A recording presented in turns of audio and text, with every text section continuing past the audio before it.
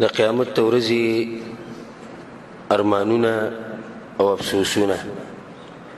او الله سبحانه وتعالی په قرآن کې دا خبره کړې ده، وأنذرهم يوم الحسرة. اے پیغمبر خلق ویرو د حسرت ورځې نه، اذ قضي الامر، کله چې فیصلې کیږي. حسرت په عربی کې افسوس ته وایي، ندامت ته وایي، په یو شي پسې ارمان کولو ته وایي. دغه ورځ ټوله د حسرتونو ورځ ده، او هغه ورځ د ارمانونو د ندامت ورځ ده، او حسرت نه د حسرات ورځ ده، د ارمان نه د ارمانونو، او د افسوس نه د افسوسونو. او ټول افسوسونه او ارمانونه او ندامت دا به ټول د دې د لاسه وي چې د انسان چې کومه کوتاهي کړې ده په دنیا کې د رب العالمین په باره کې، ټول هر څه به دې خوښا کړي، ټول دې باره کې، بل څه باره کې خو به نه کړي. نو بیا د ارمانونو او افسوسونه ټول په دغه یو موضوع کې دي چې ولې ما کوتاهي کړې ده د رب العالمین په باره کې، ولې ما کوتاهي کړې ده د رب العالمین د دین په باره کې، ولې ما کوتاهي کړې ده په نیک اعمالو کې. دغه د حسرت ورځ ده، د جړاګانو ورځ ده، او د چغو ورځ ده د غافلانو خلکو دپاره. الله سبحانه وتعالی وی یبصرونهم یود المجرم لو یفتدی من عذاب یومئذ ببنیه. الله وی کله چې مجرمان دا جهنم ویني نو ارمان وکړي چې موږ د خپل زامنو ورکو خو چې د جهنم نه بچ شو. وصاحبته واخیه، دا خزم ورکوم، دا رورم ورکوم، د هر څه پرې ده. وفصیلته التي تؤویه، خپل قوم ټول قربانو دام پرې ده. ومن فی الارض جميعا ثم ينجيه، په دې ځمکه چې څوک دي دا ټول قربانو واخو قبلیږي نه. او په دې خبره ته زه قسم خورم، والله بالله ثم تالله علم اليقین سره د عین اليقین سره به دا هر څه موږ په خپلو سترګو وینو. د قیامت په ورځ به درې چغې اورېدل کېږي، درې ځای په ځای، یا ویلتا یا حسرتا یا لیتنی، یا ویلتا یا حسرتا یا لیتنی. ارمان چې مې نوی کړی طبعی دي زما لپاره ما ولي کوله، افسوس چې ما نوی کړی، ارمان چې ما کړی وی طبعی دي زما لپاره چې ما کړی وی، ټول به دغه اواز اوري تاسو. یا حسرتا یا ویلتا یا لیتنی. او قرآن کې الله زیب ذکر کړی دا هغه ورځ د راتلو نه مخکې چې انسان پکې د چغې ووایي، نو پکار ده چې ته هغه هر څه وکړي چې بیا پسې وروسته ارمان کړي. نو بیا چې کله تاسو هر څه وکړو نو ارمان ته به دې ضرورت رانه شي، افسوس ته به دې ضرورت رانه شي. او په هغه ورځ ارمانونه او افسوسونه فایده هم نه ورکوي، که فایده یې ورکوله به ښه وه، خو فایده نه ورکوي. په دې لږ وخت کې بیان کې چې کوم وخت پاتې دی، په دې کې به زه تاسو د ځان سره بوزمه د دنیا نه آخرت ته. نو زه دا غواړم تاسو نه چې د لږ ساعت دپاره به د خپل بچي دنیا سوچ فکر مخې ته څه دي شاته څه دا ټول پرېږدئ، او داسې سوچ کوه چې بلکل ته قیامت په خپلو سترګو باندې وینې. حسرتونه او ندامتونه شروع کېږي د انسان د مرګ نه، هله پرې چې آخرت منځ ته ورشي. نه نه، آخرت چې شروع کېږي افسوسونه شروع شي. او آخرت شروع کېږي په څه باندې؟ په مرګ باندې.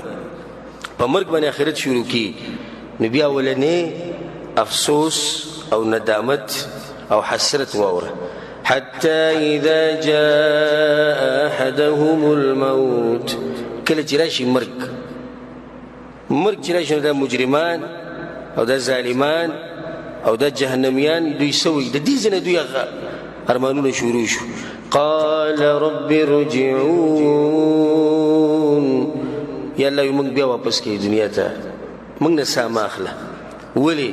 لعلی اعمل صالحا فيما تركت، چې زه نیک اعمال وکم. او په دغه ټیم کې به دې دا سوچ کوي ځان دپاره څه نیک عمل وکم. رب العالمین ورته څه وایي؟ کله هېڅ چېرته نشي کېدی. داسې نه دي چې نشي کېدی، هېڅ چېرته نشي کېدی. انها کلمة هو قائلها، لو دا خو د هغه یو خبر ده، کوي به کوي، یو خبرې خو دې کوي، په خبره خو څه نه کېږي. ومن ورائهم برزخ الى يوم يبعثون، او د قیامت تر راتلو پورې په دویم پر راپاڅېدو پورې الله د دوی د برزخ ژوند دی، نشي راتلی واپس چېرته. دا یو افسوس دی چې انسان نه کله ساه اخیستی کېږي نو دغه ټیم کې دا وی لعلی اعمل صالحا الا ما واپس که به دویم پیر چې زه نیک عمل وکړم الله ویله کیدی نشي د جهنمیانو یو حسرت چې کله هغوی جهنم په خپلو سترګو ویني الله اکبر چې هغه بله څنګه حال چې کله جهنم راوړی شي او دوی د جهنم ویني او هغې ته به څو زنځیرونه او یا زره زنځیرونه او هر یو زنځیر د اویا زره ملایکو په لاس کې رسول صلی الله علیه وسلم وی د جهنم به غړمبا کوي داسې یو بل به خوري الله وی یو حسرت را نقل کوي یو افسوس را نقل کوي ولو ترى إذ المجرمون ناكسوا رؤوسهم عند ربهم الله یا پیغمبر او قیامت پر ورځ به د مجرمان ما سره ولاړي خوا کې فیصله به وشي جهنم به راوستی شي نو دوی به د سرونه ټیټ نیولي ولاړ به د شرم نه د خفګان نه د یرې نه سرونه به ټیټي او مطالبه به کوي او افسوسونه به کوي او ارمانونه به کوي څه به وایي ربنا أبصرنا وسمعنا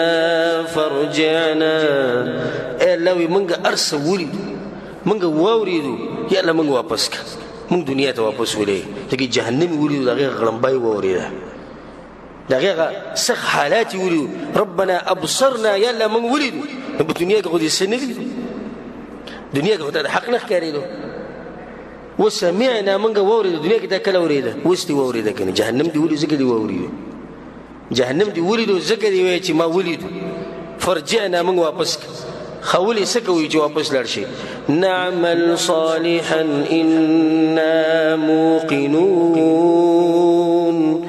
موږ به نیک عمل شروع کړو الله زموږ یقین اوس ډیر مضبوط شو اوس زموږ یقین څه شو یقین مضبوطې ده به دغه څه فائدہ نه ورکوي رب العالمین بوله جواب ورکړي خو داسې جواب چې د دوی د زړه به څه حالي تاسو اندازه ولګوئ الله به ورته ووایي فذوقوا بما نسیتم لقاء یومکم هذا بس زید د عذاب څه کوي دغه جهنم یې راوړی ولې الله ولې به دوی د جهنم ته ځي بما نسیتم لقاء یومکم هذا تاسو دا ورځ یېره کړې وه انا نسیناکم ما هم تاسو یېر کړي دي ځکه زه تاسو ته دا نصیحت کوم د زړه نه چې الله ګوره هر ټیم یاد ساتئ داسې نه چې ګوره تاسو پرېږدي په آخرت کې او چې په آخرت کې رب العالمین پرېښودی او هغه یې هېر کړې نو بیا ستا هر څه لاړو تباه او برباد شو ځکه چې بل هېڅوک داسې نشته چې تا دغه جهنم نه بچ کړي سوای د رب العالمین نه الله څه وایي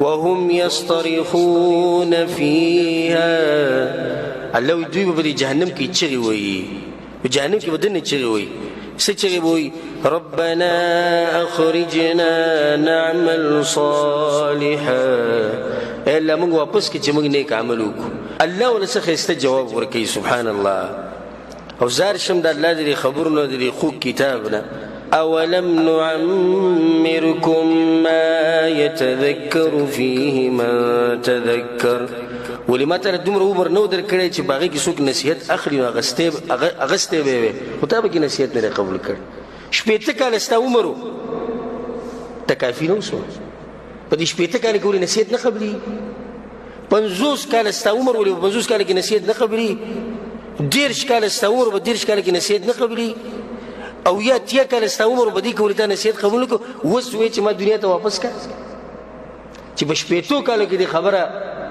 هو نه منله اوس ارمانونه کوي بیا به الله په آخر کې دا وایي فذوقوا فما للظالمین من نصیر بس د عذاب څه کوي د ظالمانو لپاره مرګرې نشتي دا د هغوی یو افسوس دی یو حسرت دی افسوسونه به کوي چې هی ارمان چې موږ په دې دنیا کې د نیک عمل کړی اوس هم دا چغې نه واله په جهنم کې دننه دا هر څه چې ونه شي نو جهنم باندې چې کوم چوکیدار دی دغه نوم څه دی مالک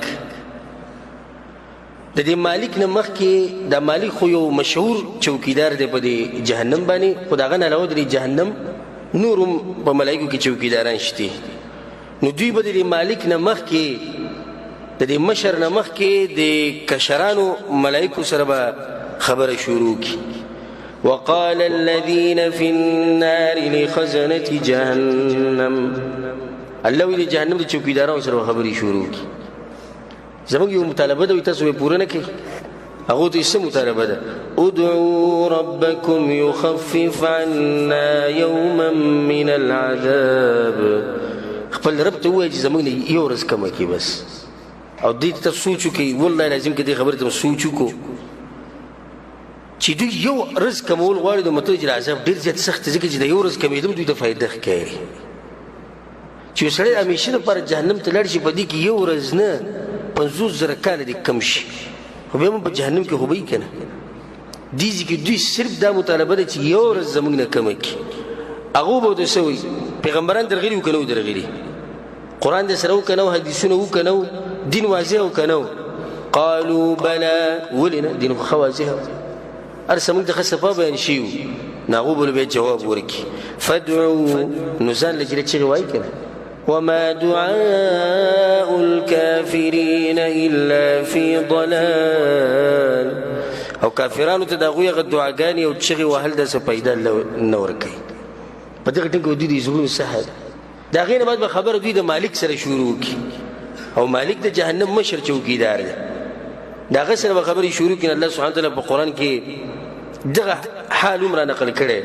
ونادوا یا مالک، نوم به ویلی یا مالک، هذا به چغې وایي ونادوا یا مالک، اے مالکه سی چل دی؟ لیقضی علینا ربک، خپل رب ته وایي چې موږ مړه کړي، موږ ختم کړي.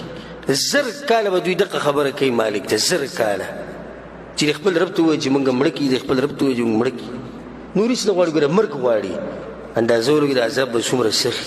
1000 کاله بعد جواب راغی. سړی 1000 کاله بعد جواب راغی، جواب خو به ښیي که نه؟ جواب یې څنګه دی؟ قال انکم ماکثون، تاسو خو همیشه لپاره به دې کې یو ژوندي به یې دغه شی. 1000 کاله بعد دا جواب راغی. بیا به د هغې نه بعد دوی خبره شروع کړي د چا سره؟ اوس د مالک سره خبره ونه شوه، نو بیا څوک دی؟ بیا رب العالمین دی چې الله ته به خبره وکړو. نو الله وایي تلفح وجوههم النار، دا اور به د دوی د مخونو ته رسي. په دې منځ کې به دوی دا خبره الله ته وکړي. ربنا، اے ربا زمونږه، غلبت علینا شقوتنا، بدبختي راباندې غالبه شوې وه الله، وكنا قوما ضالين، او موږ یقینا ګمراهان وو. په جهنم کې به ومني چې موږ څه موږ ګمراهان. ښه نو څه غواړئ تاسو؟ تاسو خو دا وایي چې موږ ګمراهان وو، بدبخت وو. مطلب یې څه دی؟ ربنا اخرجنا منها، الله موږ د جهنم نه وباسي.